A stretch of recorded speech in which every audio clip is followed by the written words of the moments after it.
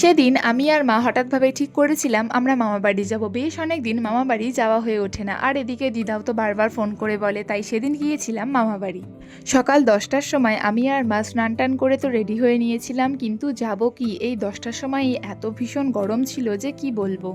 যাই হোক, মোটামুটি বেরিয়ে তো নিয়ে নিলাম কিছু মিষ্টি, আর আমটা তো মা বাড়ি থেকেই নিয়েছিল, তো সেটাই নিয়ে চলে গেলাম মামার বাড়ি।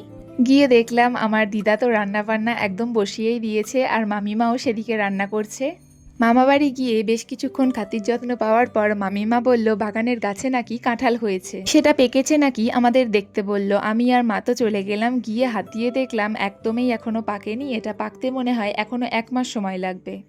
কাঁঠাল তো আর খাওয়া হলো না, আর ভাগ্যে না থাকলে কি করা যাবে। যাই হোক, তারপরেই চলে গিয়েছিলাম দুপুরের খাবার খেতে। মামিমা তো আজ অনেক কিছু রান্না করেছিল। খাওয়া দাওয়ার পর মামিমা ছানা দিয়ে তৈরি এই মিষ্টিটা আমার হাতে দিয়েছিল, খেতে কিন্তু ভীষণ সুন্দর ছিল। যাই হোক, সন্ধে সন্ধে করে চলে এসেছিলাম বাড়ি। আজ পর্যন্ত এতটা, টাটা।